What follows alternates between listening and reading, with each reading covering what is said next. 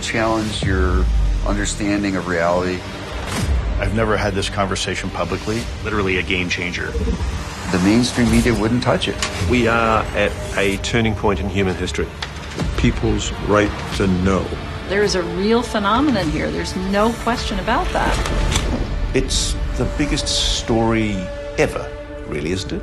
It is. It absolutely is. I mean, there's no doubt about that. It's just incredible. The Pentagon has admitted something is in our sky. An unprecedented admission. So extraordinary. Oh my gosh, dude. Wow. It's engaging with him. There's a whole fleet of them. Look on the ASA. There is video of that fleet. this affects the entire world. This is a global phenomenon. Something quite incredible. All governments will lie to the public. The inside of the car was lit up. You need to come with us. This is a very real phenomenon. This is coming directly from the Pentagon. This, not of this earth. We have no idea its intent. You know, it was absolutely mind-blowing. We don't know where these things are coming from. We are well beyond reasonable doubt. High-level officials are acknowledging this. They are focused on our nuclear weapons. Highly trained observers. I was stunned to my core. Fighter pilots. Circular. Radar data. So extraordinary. Iranian UFOs. At the same time, at the same place. Choo, choo, choo, choo. The object knew where they were going. I want to know the truth, Ross. This is real. There was something under the water. And then all of a sudden, bam, it's gone. This is the biggest story ever. Are there other imagery that would blow people's socks off if they saw it? Absolutely.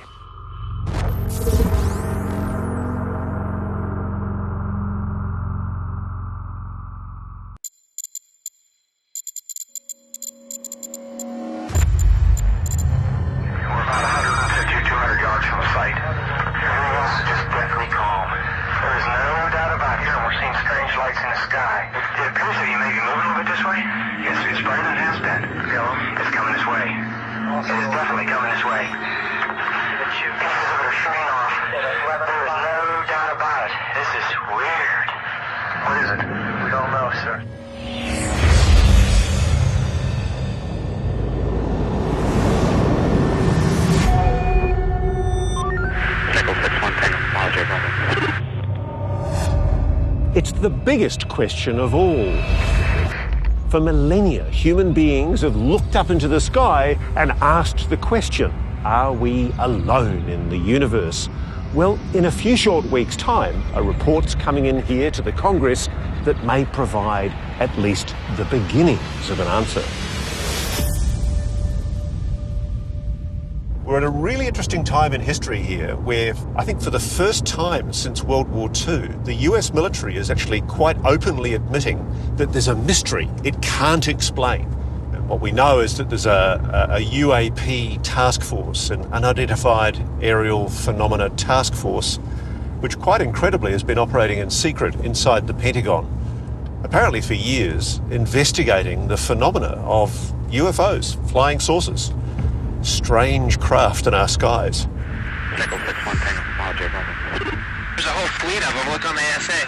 My gosh. Look at that thing. We may be looking at a situation where we've got to consider the possibility of intelligent, non-human life for the first time on this planet. Ross Coulthard has been on a year-long investigation. Along the way, recording every moment, every revelation in a book and on camera. Searching for the truth via eyewitness evidence and unimpeachable experts about a subject once ridiculed but now being taken very seriously indeed. I'm fascinated by the fact that for 50 years, there's been a taboo, a deliberate stigma, ridicule attached to the subject of UFOs. People kind of giggle. There's a kind of an ironic smile that creeps across their face, and they immediately start talking about tinfoil hats. But the reality is, when you dig, there's a heck of a lot of evidence there to show that there's something very real at the bottom of all of this.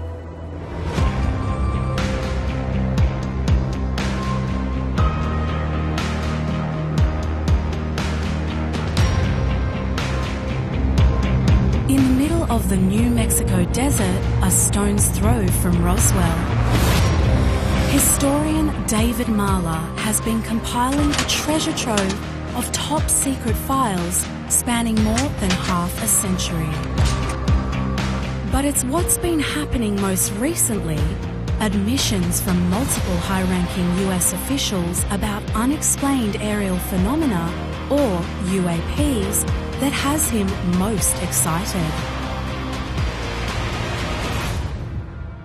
The recent admissions on the part of the U.S. government has been literally a game changer with regard to the subject and with regard to the perception, public perception of the UFO subject. Why?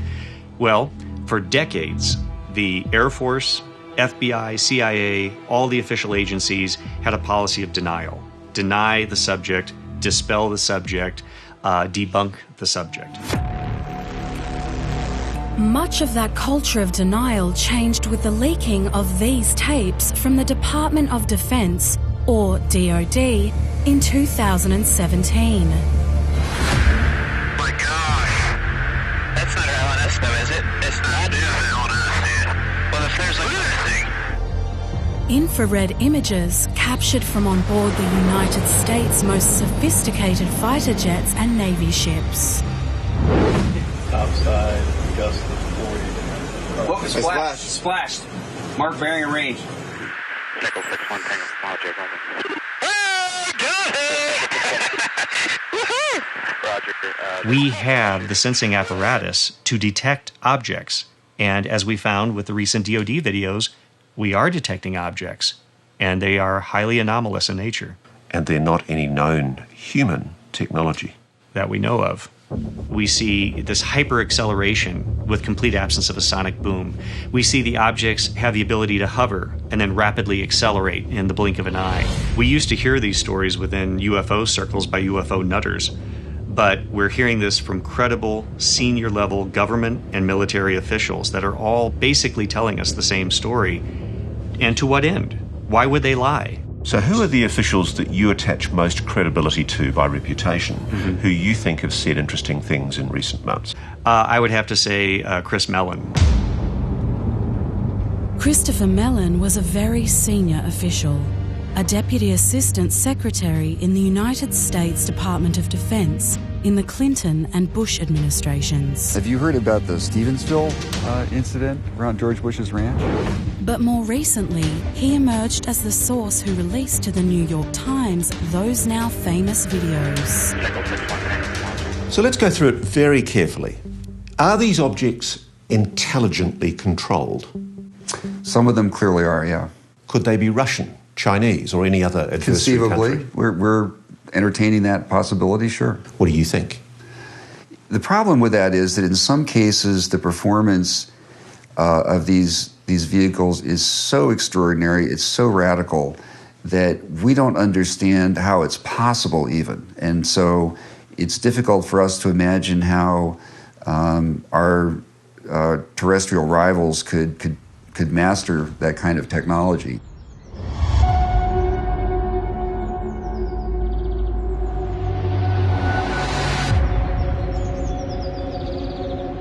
In April last year, here at the Pentagon, the US Department of Defense made an unprecedented admission.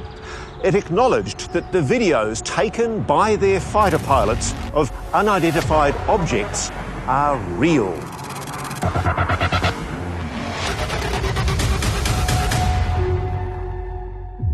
So, if they're not ours, if they're probably not Russian or Chinese or any other potential adversaries, does that mean they're alien? I think that we have to entertain that possibility. Now, you realise that is just mind-blowing in its immensity. The implications of that are extraordinary. We're talking about the possibility of alien life visiting this planet. It is, and it is mind-boggling. It's hard to process, it's hard to digest. And yet, as a matter of integrity, scientific integrity, we have to be able to look at the facts and follow them wherever they lead.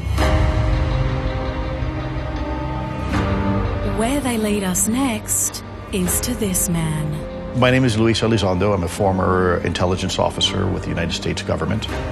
For years, all lines of investigation led to him. the person the United States government put in charge of a secretive Pentagon unit called ATIP, the Advanced Aerospace Threat Identification Program. What did you determine? Well, I think it is very clear that our organization determined the reality of something is in our sky. We don't know what it is. We don't know how it works.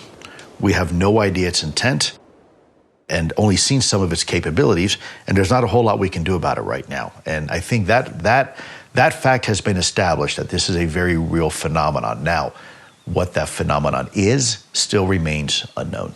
But by definition, anything, any technology that is superior to yours in the American military is a threat, isn't it? It is a potential threat. And for that reason, this is why it is a national security issue.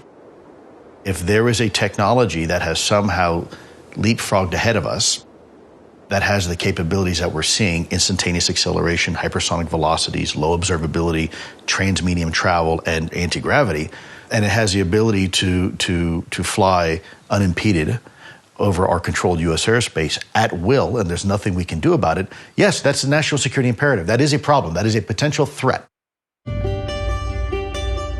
If there is a threat to the US, and indeed to the world, it has been kept a very big secret for many, many years. When we look at decades-long denials on the part of the U.S. government and military forces with regard to UFOs, they denied, they denied, they denied. Then in December 2017, everything changed. One of the world's greatest newspapers, the New York Times, revealed the existence of a Pentagon unit secretly investigating UFOs. And even more extraordinary, it had the videos to prove it. He saw this white oblong object, which he said looked like a Tic Tac, kind of zigzagging around over the surface of the water. Leslie. Yeah. UFOs. Real? Of course. Leslie Keane was the journalist who broke the story after being let into secrets long buried by successive governments. I mean, you were called and told to turn up, I think, to a hotel room somewhere in Washington, Yeah, D.C. hotel lobby. It was a big meeting space in a lobby in Who Washington. was there? Chris Mellon was there, and of course the purpose of it was for me to meet Lou Elizondo, so he was there. I was shown these documents that blew my mind. What were the primary revelations in that story that made people, probably for the first time, sit up and say, wow, UFOs are real? Well, I think there were two. The first revelation was that there was a secret program within the Pentagon that had started in 2007 that had been studying these objects. So this had been for 10 years, secretly being studied. Now, you don't have a program studying UFOs if there's nothing to them. The second revelation was the Nimitz case that happened in 2004. There's a lot more to that case than we were able to report, but we got that case out there in the public.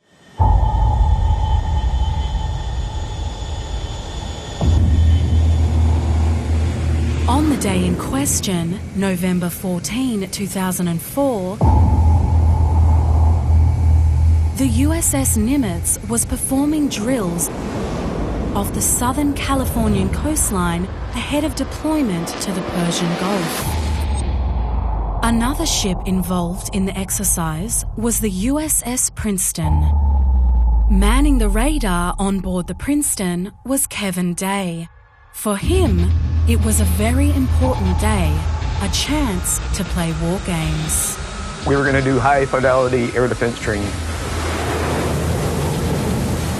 We launched the good guys off the Nimitz, launched the notional bad guys off the beach, and they go at it.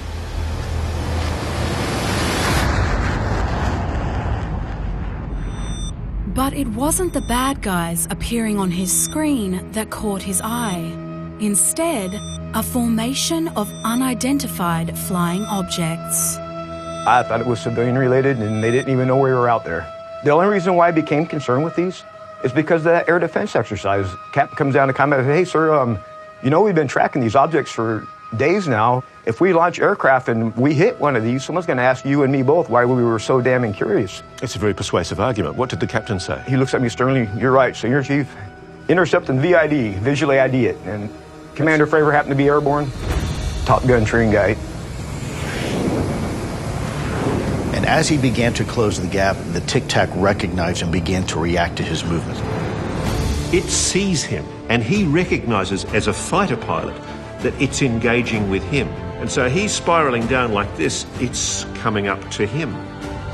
And he's in a dogfight, and he screams out to his colleagues, "I'm engaged!" So it's intelligently responding. It is absolutely intelligent responding to his actions. That's very important, isn't it? It is. Yeah, it's not a dumb object. Correct. And it began to take evasive maneuvers to counter and maintain distance between his aircraft that was closing in. By the way, an F-18 at the time, Super Hornet, one of the most premier aircraft on the planet at the time, and this thing had no problem keeping pace. You're seeing whatever this object was. Yeah, I've seen it on radar. So you're picking it up on radar at the time. I've seen him do the intercept, and as soon as he's at the merge plot, that object went from 28,000 feet to the surface of the ocean in 0.78 seconds. And then all of a sudden, bam, it's gone. Bing! Disappears instantaneously. 5 seconds later, you can do the math, one of the radar operators radios into the F-18 and says, "Sir, you're not going to believe this, but the object is now waiting for you at your cap point." The cap point was an aerial rendezvous point 60 miles away, known only to a handful of Navy personnel and pilots. They go to their cap point. It's a secret. Nobody's meant to know this outside of the briefing room of the USS Nimitz. They get to the cap point, and what's there waiting for them? The Tic Tac. It's there. It's waiting for them. It knows they're coming. The cap point, the meeting point in the air, where the planes were going. So there's obviously some kind of intelligence there. I've had people explain this to me, some of the fighter pilots involved and some of the defence officials who've investigated this. They've said that it's the fact that it was flagging to the most sophisticated, the most highly trained weapon systems in the American military. It's literally poking its tongue out at them. It's saying, "I know you're there, I know where you're coming, your technology is hopeless against mine." It was showing its superiority to the most powerful country on earth. That was the decisive turning point for the US military.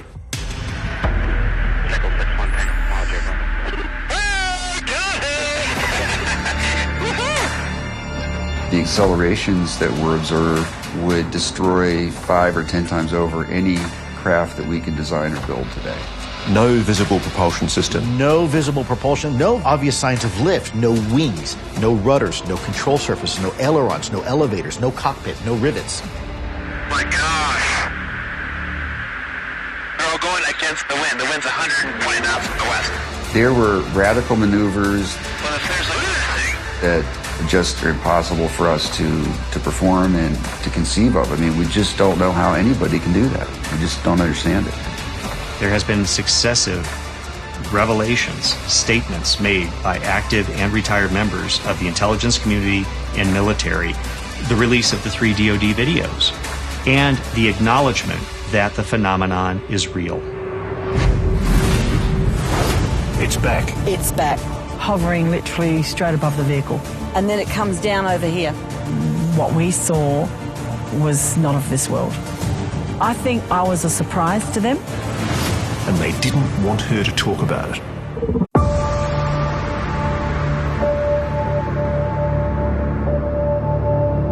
I wish I could be hypnotised and go back. Do you know what I mean? I really do.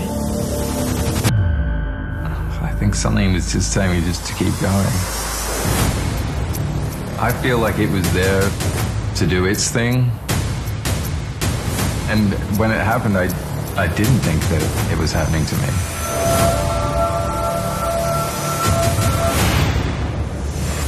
Destination Exmouth, Western Australia.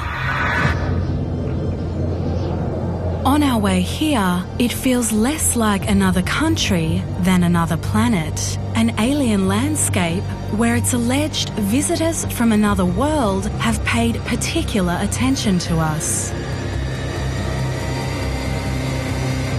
Dear Sir, I hereby wish to report a most unusual sighting.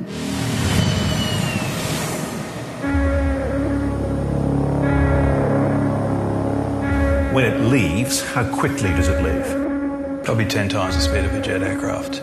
Oh, very, very fast. Very, very fast. Planes can't fly like that. It was definitely solid. An oval, the size of a car. I have absolute clarity of that memory. What we saw was not of this world.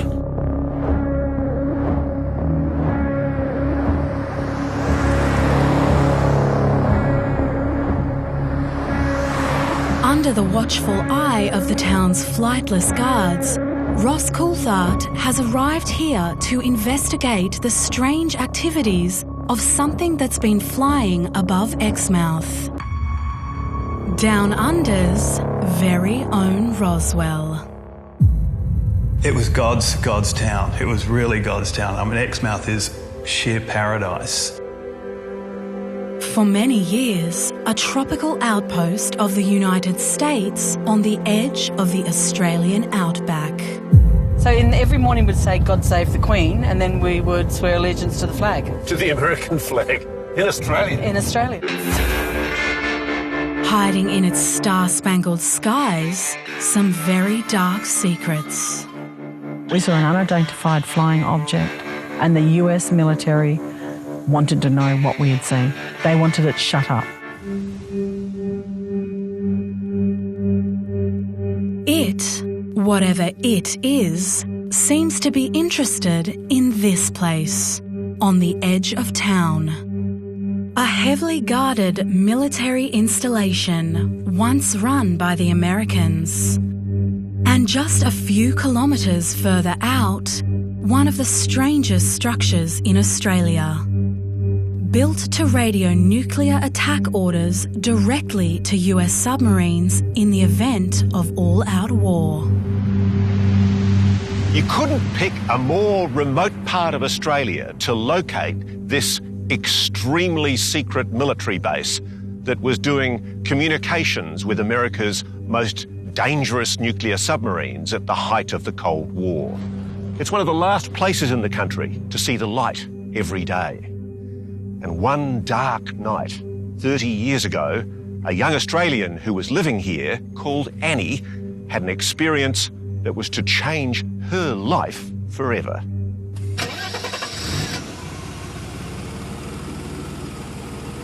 It's approximately around about 8 p.m. I called a cab.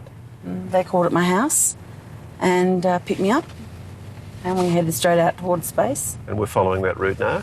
Yes, correct. How far is it out to the Harold Holt base? Approximately around 5 kilometres. So it's too far really to walk. It is a fair way to walk, especially in very, very dark circumstances, and there's absolutely no lighting whatsoever. You were how old at the time? I was 25. It was just me, and I'd come out to catch up with good friends.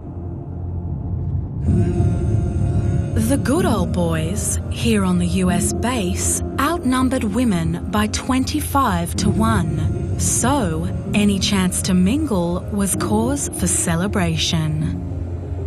It was a brilliant night. It was a really good night. We didn't drink too much. They had a great time, and then it was time to go. One of the protective service officers that I was with that evening, he said, we're about to go on patrol, so we'll just pick you up and take you back into town. In the car that night in 1991 were Annie and 2 officers from the Australian Federal Police. The gentleman that's driving he's got his window down, he's starting to look out. And he looks at the other federal officer alongside of the other side of me, on the left-hand side of me, and says, it's back, grab my camera. It's back? It's back. I'm asking over and over, what's back? What's back? And then he sort of looks at me, puts his camera down. He grabs me by the back of the head and says, look up. So I lean forward and look straight above the vehicle. And what do you see? I see a craft. I see a diamond-shaped craft hovering literally straight above the vehicle. Are there lights? Yes, there's lights at the bottom of it. How big is it? I would say 2 to 3 cars in length. Any noise? Nothing. There wasn't a single sound coming from this. What colour? Grey. Like it was a deep grey. Within seconds it shoots up, straight up in the sky, like faster than you could watch it, and then it comes down over here. Just like there 1 minute and then there, then there. But it's still even that. Even I can show you with my hands, but it still was faster than that. So they drop me on the edge of town, literally throw me out the vehicle and take off back. And is that the end of it? No. Well, I thought it was. I thought that was it. Back home, Annie was shocked, struggling to make sense of what she'd witnessed. But her weird encounters were far from over. A few days later, another unwelcome visitor came knocking. And suddenly 2 military police from the base show up. There was an air of, in their voice of, you need to come with us willingly. And if you don't come willingly, then, you know, something more could go wrong there. 2 military police requested she accompany them to the base. As we rolled up, before we even got to the gate was opened for us. And whoever would stand aside and let us through. And then we indicated to go into the top security section of the base. And the minute we indicated for that top security section, I was thinking, wow, this is really serious. Also hauled in for questioning were the 2 men who'd been with Annie that night. She was in the company of 2 Australian federal police officers who were then known as Protective Service but are now part of the Federal Police. And those police officers and her were cross-examined, interrogated by American people in the base in the days following the incident. In the centre of that room were sitting the 2 federal officers. There was 3 chairs. The one in the middle was vacant, and the 2 federal officers were in the other 2 chairs. How did they look? Their heads were bowed. They looked like they were broken. They didn't even look up at me as I was escorted into the room and asked to sit down in the middle chair. And I have multiple witnesses to what transpired. I'm in no doubt whatsoever that it was a secret investigation by the Americans into what Annie says that she saw. And they didn't want her to talk about it. Do you think the whole purpose of that event was to try and keep you quiet? Oh, for sure. For sure. I think I was a surprise to them. I think I was a shock to them. And I think that they didn't know what to do. I think her story has been consistent all the way through. She's got excellent recall. She's somebody who's got a very sturdy reputation in the jobs that she's done inside the WA Public Service. Nobody can lay a glove on her, I think, in terms of credibility. And more importantly, for other good reasons that I have that I can't discuss here, I'm very confident that what she's telling me is an accurate representation of what took place that night. Can you draw it for me? Forever burned in my brain what we saw that night. So it was sort of like very elongated front of it, like very pointed. It come down almost like a diamond shape. But the end part was taken away from it. Had lighting, like, I would say the spine of it, and then on each wing. So when it come down to the left-hand side of us and I looked over to it, what I saw was it was long but then slowly come up to a shape like that and then back down. But in this was all cut, almost like ridges in it, like a 3D effect almost.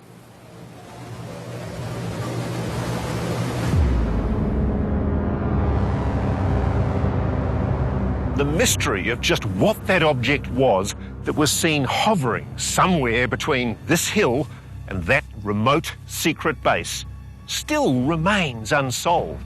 I find that fascinating, and so do a lot of other people all around the world who've long been puzzled by the conundrum of unidentified aerial phenomena. It's something that has also been ridiculed and covered up for so long. So we've decided to follow the trail, to follow in the steps of the Americans here who took their secrets with them.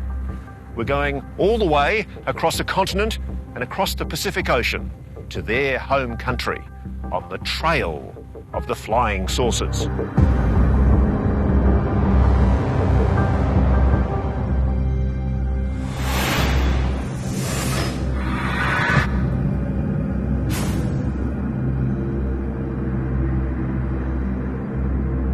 Can I show you an image that our friend Annie drew? Absolutely. That's the shape that she says she saw hovering over the vehicle that she was in. Is it a familiar design to you? It is. There's some slight variations, but what's interesting to note are the lights that you see here. One of the interesting aspects of these triangular reports are the lights are not little small anti-collision lights like we see with, conventional aircraft. They're usually described as large circular discs, if you will. Like that? Like this.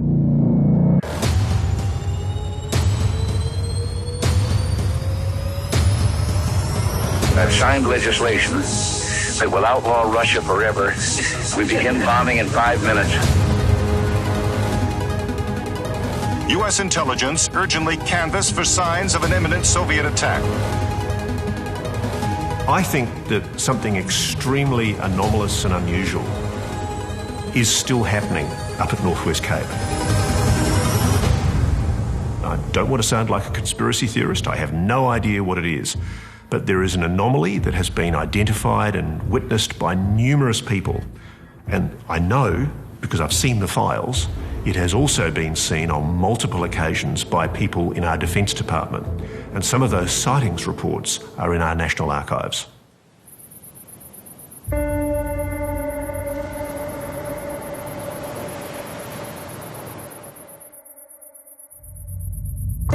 Every night, when the sun finally does set on Exmouth, it becomes one of the darkest places on Earth.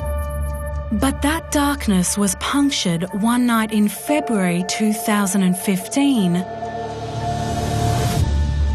by a strange blinding light off the highway, which made young driver Nikolai Gordovich rethink everything. It was very early in the morning. No one else was on the road. I was completely by myself. And I saw this light on top of a hill. It was pure, bright, white light. The only thing I could think of like that was if it was to do with the military. I have absolute clarity of that memory. Forgive me, why didn't you stop?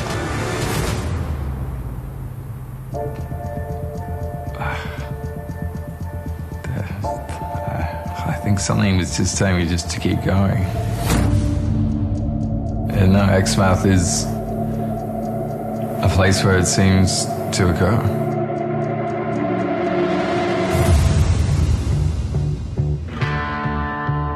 When I was doing my preliminary research, when I went up there the first time, I had people walk up to me at the table when I was having dinner one night. They said, "Are you that journo that's investigating the flying saucers?" And I went, "Well, not quite, but I'm looking at the phenomenon." He went, "Well, good, because we've all seen it." Adrian Arnold is another Exmouth eyewitness. Adrian, at long last, get to finally meet you. Hi, Ross. Good to meet you finally, Good to meet too. you. It was 1973 when he was 12 and watching a movie with friends at the local drive-in. Between a break in the films, I just looked up, and when I looked up, I saw 3 dots that were sort of moving in odd patterns. They moved directly one direction very quickly, and then paused, and then moved in another direction. Couldn't it have been a plane? A helicopter? Not likely, not where this was. Planes can't fly like that. There was no way a helicopter could move at the speed that these 3 dots left. So they're in the shape of a triangle? In a triangle. And at times when they moved, the triangle distorted and changed shape, but it returned back to the flat.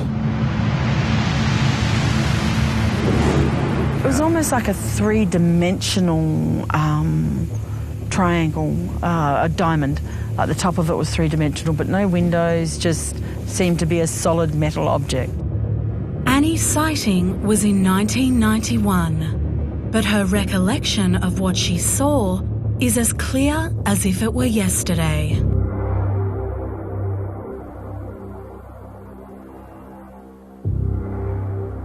That's very interesting. We don't have many lateral views of them, though. The majority that I have are when they're over the witness or relatively high in the sky. It's not often we're afforded a view like this. It literally came and hovered next to the car as it was driving along at 100 kilometres an hour. So we're talking just a matter of feet above the ground? Amazing. That's interesting. One thing I will tell you, talking about close proximity to the Earth with many of these reports, I don't have one account of a triangle landing. We are still transmitting on behalf of the Americans from Northwest Cape, and what happens there is cloaked in secrecy. When we tried to go there and film around the base, the Defence Department kicked us off. Channel 7's out the back taking photos of possibly fuel, and it's going to get lots of people's attention, and it's going to raise a lot of eyebrows, and I would prefer you left.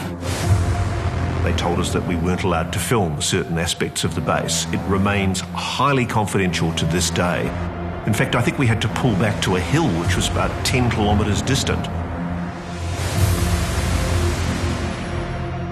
Is there a link between nuclear weapons, do you think, and these craft? Yes, there seems to be a strong correlation between nuclear weapons, nuclear storage sites, and UFOs. No question, they are focused on our nuclear weapons. And you believe they're trying to send a message? I do. I think the message is get rid of your nuclear weapons. A world away from Western Australia, in the foothills of Southern California, retired US Air Force weapons operator Robert Salas is keeping a close eye on reports of craft appearing in the skies over nuclear installations like Exmouth. In the 1960s, when he was the commander of an ICBM nuclear missile launch facility, he had the ability to independently launch nuclear missiles on America's enemies. Bob was literally the guy who pulled the trigger. But he realised that somebody else was playing a game with him, and it wasn't the Russians. In 1967, with the US and the USSR engaged in the Cold War insanity of mutually assured destruction, the then 27-year-old was in charge of launching nuclear warheads from Montana. If given the order, I would have launched those missiles. Essentially, we're talking about the end of civilization as we know it. It was an order he hoped he'd never receive. And on March 24, 1967, he was underground in the weapons silo, sitting by a phone he hoped would never ring. But it did.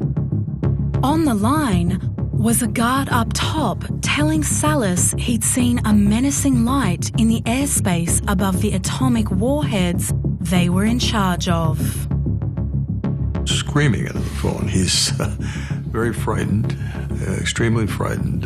He's babbling, shouting. I finally calm him down, and he says there's a orange-red light, a large light, hovering above the front gate. And it's a pulsating light.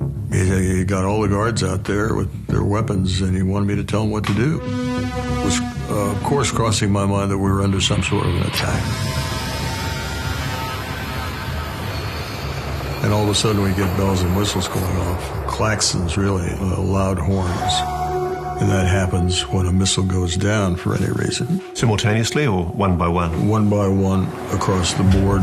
Boom, boom, boom, boom, boom. Something shut down the system. With the arsenal rendered inoperable, Salas ordered the guards back underground. did they say they saw? They saw UFOs. They saw these lights hovering above the facility. You're freaking me out, Bob. I mean, this is scary. The point is, these objects knew and know exactly how our systems work, and they are able to interfere at any point. So you're describing clearly a non-human intelligence, vastly superior technology, yes, interfering with the most powerful weapons at our disposal. That's what I'm describing, yes. You think it was alien? I think it was off Earth, yes, or alien.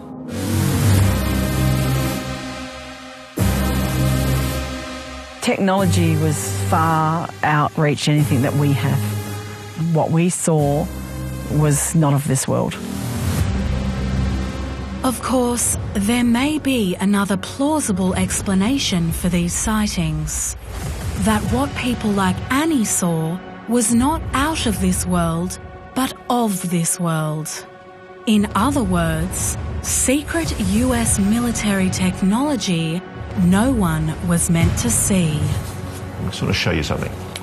Remember, 1991 was around the beginning of America's stealth program. Have a look at that. That looks exactly like what we saw, except the top of it was cut, like had more cuts in a three-dimensional shape. Yeah, and that makes me feel extremely anxious because that's what we saw, except the tail bit was cut off the end there. The really interesting thing about this is that this is a stealth craft called the Hopeless Diamond. So you're saying that this could have been the Americans doing? Well, if it is human constructed, it suggests that maybe the Americans were testing some kind of advanced technology over Exmouth. I feel like I'm panicking. I feel angry. If that's the truth, then why would they have buzzed and followed that car? Knowing damn well that we could see that and then try to shut us up, that makes, for me, absolutely no sense, and it is infuriating. Why is it infuriating? Because realistically, it's done a lot for my life for many years, and like the fact here that I don't even want to be identified. You're worried about being ridiculed. Oh, absolutely. So if this is real, why would they take us onto the base and question us like they did? And insisting that we tell people we saw a weather balloon. Does that look like a weather balloon to you? Because you and two cops had stumbled across, if this is true, probably one of the biggest secrets in the American military. Wow. The testing of an advanced prototype aircraft or craft of some Why would they be dumb enough to buzz the car? You know, in 1989, the F-117A stealth fighter, the B-2 stealth bomber. This was hovering. The stealth bomber doesn't hover. No, stealth bomber doesn't hover. This thing also showed hypersonic, instantaneous hypersonic velocity. And with that, was there a sonic boom? No. It was also whisper quiet. There was no noise of any propulsion system at all. The vast majority of these triangular reports are silent. There have been people directly underneath one of these that look up, and they say, if I didn't look up, I wouldn't have known it was there.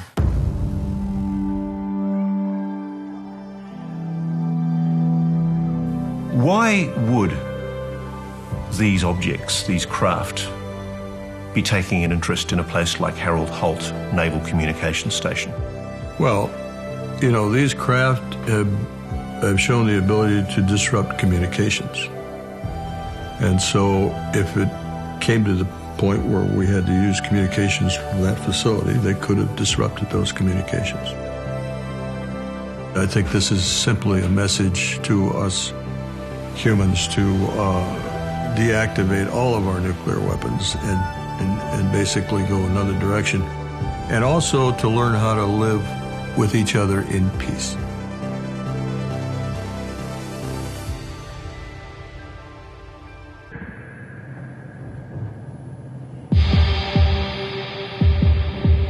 I've spent far too long going through National Archives documents. But They represent a fascinating counterfactual history to the history that we've been presented in public by our Defence Department for the last 50 to 60 years. The Australian government holds thousands of UFO sightings reports going back decades, many of them once classified secret or top secret.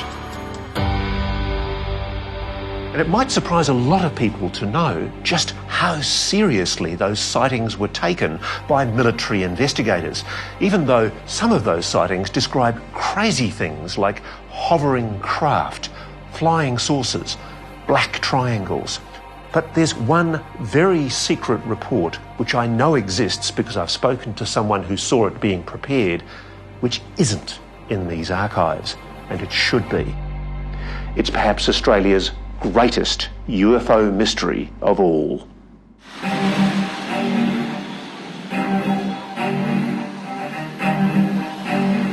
Melbourne, in the sunny, suburban, swinging 60s. What a time to be stuck at school. Westall High School, a college of about 600 pupils in Melbourne's southeast. I was a very young man in those days. I was teaching a year 9, I think it was, class, teaching science. Just before morning tea, the door flung open. A young girl rushed in.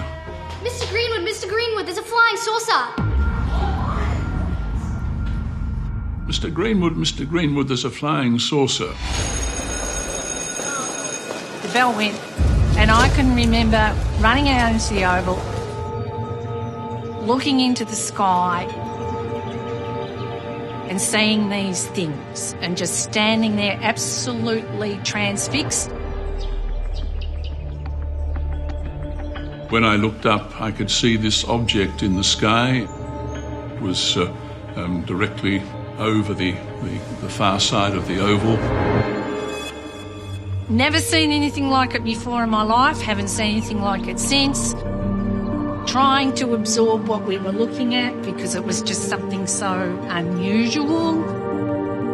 It was your classic cigar-shaped object that looked like grey metal. That's what it looked like. We got some of the key witnesses to quietly, independently draw what they saw. And they drew clear, consistent images of the same sort of object. What I want you all to do is to try and draw, as best as you can, what you saw that day. Okay. And no peeking. The movement was incredible. Straight up, side, up, down, all over the place. Was that It's sort of like a hump on the top. It's like a silvery thing like this, and it had like little lights around it. All lights underneath it around here, around the edges.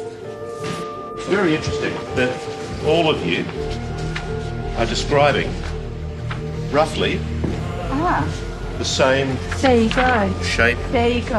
of object. Sure, you want to hold yours up?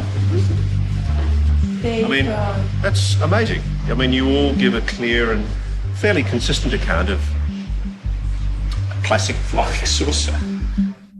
It was a grey, almost cylindrical or cigar-shaped object which moved with some degree of precision in the sky. Flying saucer? I'm not going to say flying saucer. That's emotive language. But it was of the shape that you would see if you had a saucer slightly tipped on its side. What's amazing about the Westall story is that it's as if it never happened. It's effectively been wiped from history.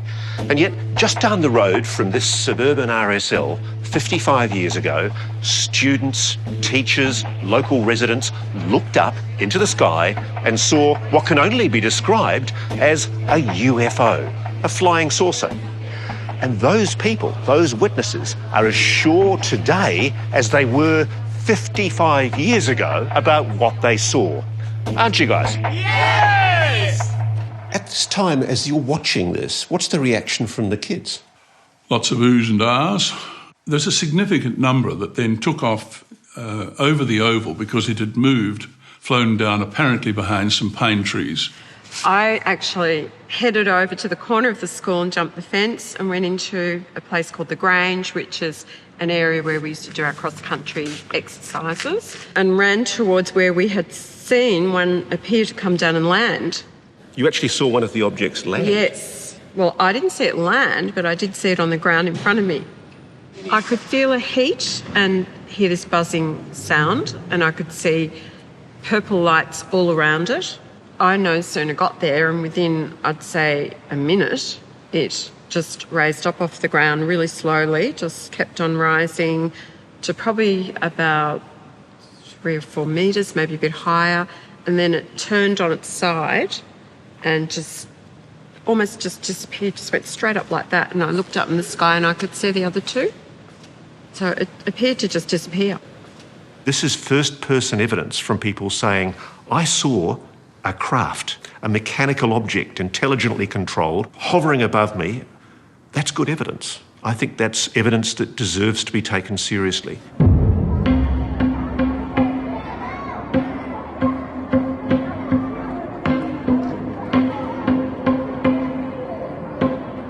Within 40 minutes of the sighting, Air Force and Army personnel, look in their trucks. They were there. You saw this? Oh, yeah, yeah. Military turned up for sure. You're very sure about that? Yeah, definitely, yeah. And exactly what did you see? Men in uniform? Yes.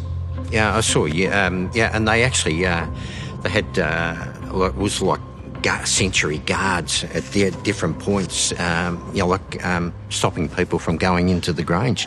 But you got to remember, that was our backyard. If we wanted to get in there, we could. And did you sneak in? Oh, later on, yes, I did. And what did you see? The circular area, the trampled grass, and there were guards around it, and there were people in there with equipment. What do you say to the fact that officially there is no government report into this matter? Well, because they buried it, they hid it. 14 days later, Mr. Greenwood was paid a visit to his home by 2 men on official government business. 2 weeks later, a knock on the door, and when I answered it, there were 2 people there, one in plain clothes and then the other one, senior Air Force. Obviously senior, had a good many rings on his sleeve, and they told me that I was wrong, that I hadn't seen anything. And when I tried to explain to them that they weren't there, I was, and I knew what I saw. And, I think the first suggestion was that you'd be ill-advised to go on saying that because clearly you were drunk on duty and that will have to be reported to the Education Department and, of course, you'll lose your job. They were threatening you? Oh, absolutely. I was threatened. You're describing officials from our government trying to gag you from telling the truth about what you saw. Which is quite interesting when you realise that officials from another government 12 months later, begged me to speak about it. The Office of the President saying... Let's be clear here, this is the President of the United States. Yes, the President of the United States. President of the United States. The President had authorised the establishment of a board of inquiry or an inquiry to inquire into issues of unidentified flying objects, and that they were sending out somebody who I believe turned out to be Mr...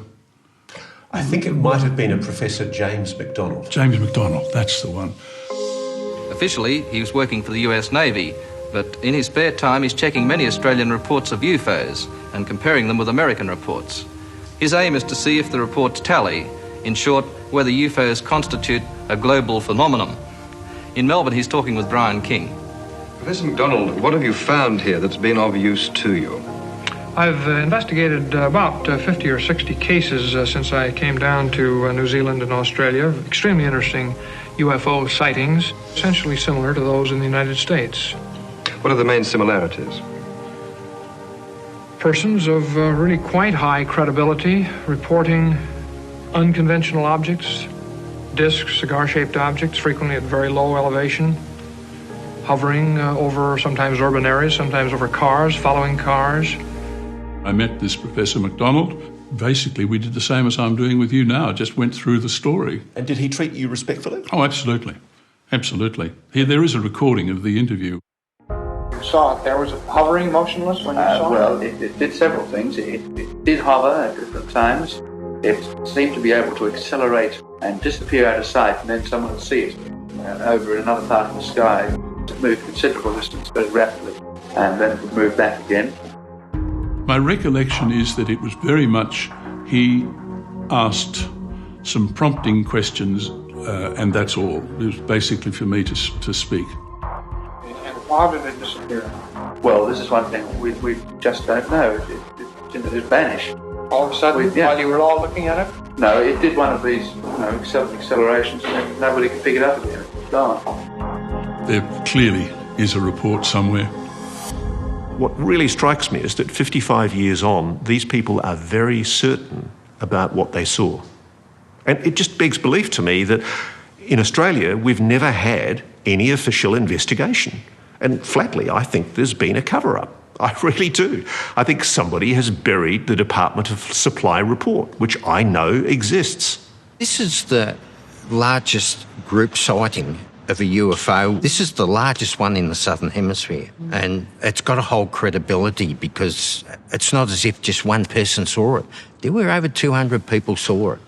But there's one thing you are very sure of. Somebody was trying to cover this up. Oh, yes. And that is what I find most interesting of all. That I was definitely being told to be quiet.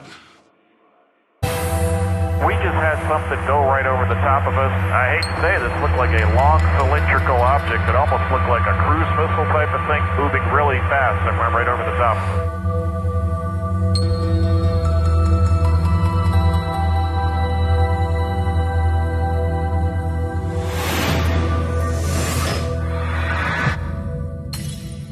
Every now and then in journalism, somebody will tell you something and you just don't quite know what to make of it. This is one of those times. Make of this what you will. I've been told here in America by multiple defence and intelligence sources, 2 former and 1 serving senior officials, something quite amazing. That America has recovered alien extraterrestrial technology, including spacecraft. And one of them was recovered from near here. And if that's not enough, they're also talking about alien bodies. For years, I've been interested in a lot of these crazy-sounding cases of US military secretly recovering alien spacecraft from parts of New Mexico, Nevada, and Utah. So I met and interviewed a while back for my book, Scott and Suzanne Ramsey. Scott found out by accident from local Navajo Indians talking about the crash site. And so as a husband and wife couple, they have done some phenomenal research. Well, on March 25th, 1948, oil workers discovered a lenticular craft laying up here after being called out because of a brush fire. And they came up and found this large object, about 18 feet tall, just short of 100 feet across. Now you're testing me here. You're saying an alien spacecraft with multiple dead aliens on it. Yep. 16. Was discovered here. That's right. When we started this process, it was insignificant whether it was positive or negative, the results. We wanted the truth, and it has led us in the direction that we firmly believe that it occurred.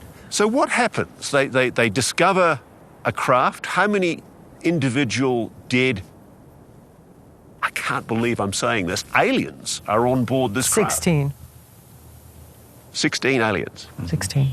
They were between 3.5 feet to 4 feet tall. They were perfect teeth. They were childlike in appearance. They had jumpsuits on that were like a powder-colored blue.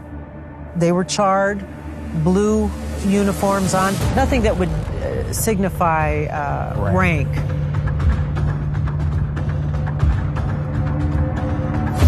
really fascinated me was that there was a claim that saucer craft, whatever it was, had hit another mesa on the way.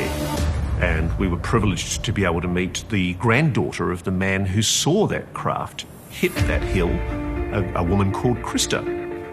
And to test her claims, she very kindly agreed to come with us to the top of a 7,500-foot mesa, which is an expedition I will never forget. We went to the very top of the hill and she pointed out to us the rock that in family folklore her grandfather said was the rock that the craft hit, this massive craft hit, and then kept on going after it hit that object, that rock. He said that it was wobbling, and when it hit the rock over here, it was wobbling, and before it hit the rock. So it was obviously out of control. It was out of control, absolutely.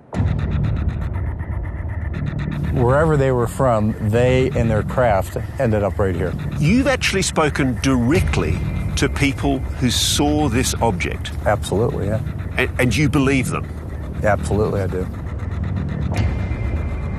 And so John, our cameraman, put his drone up, and for the first time we got drone vision and photographs of this mark on this bit of rock.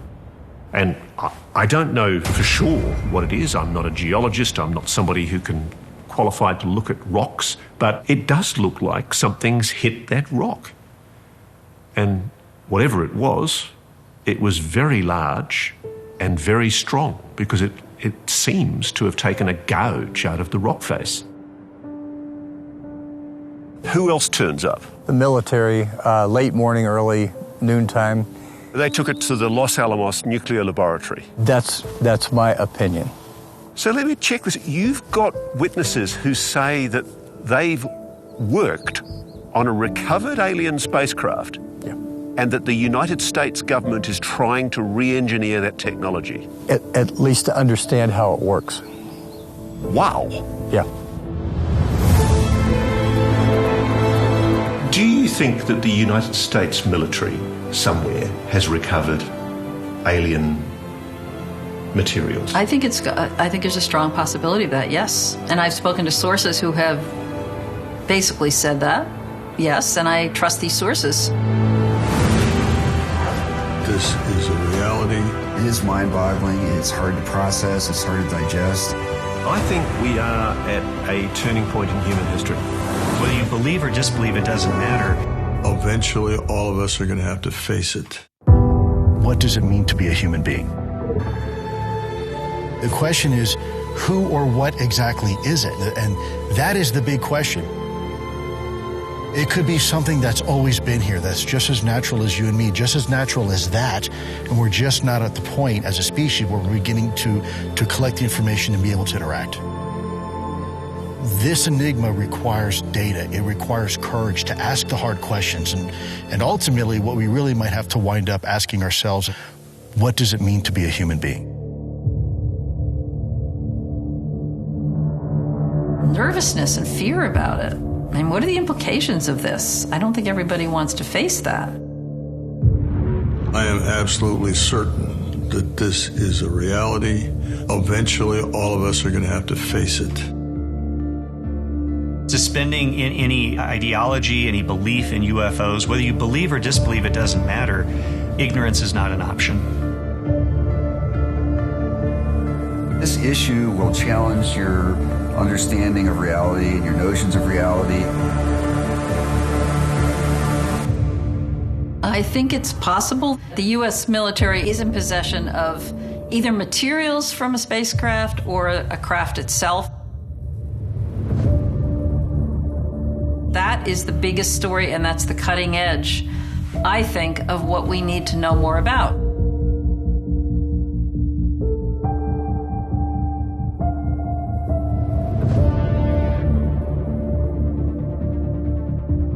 It is mind-boggling. It's hard to process. It's hard to digest. If there is an alien civilization waiting to show itself to humanity, if there is some kind of consciousness that's been with us, that's not human, that is sentient, that's always been here, Whatever it is, it's exciting because it redefines our understanding of ourselves in the universe. It's going to turn religion, cosmology, science on its head.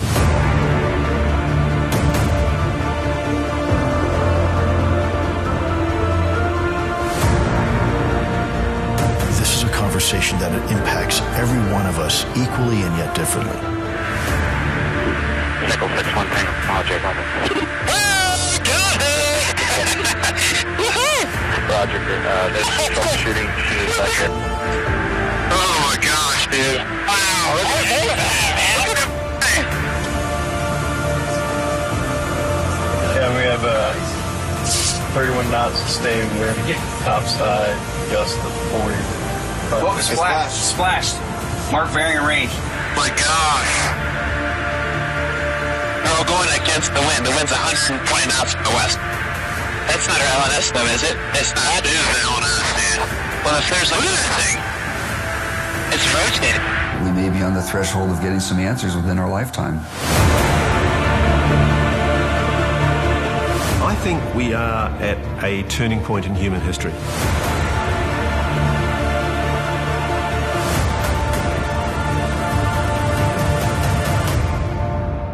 It's absolutely real. There is a real phenomenon here. There's no question about that.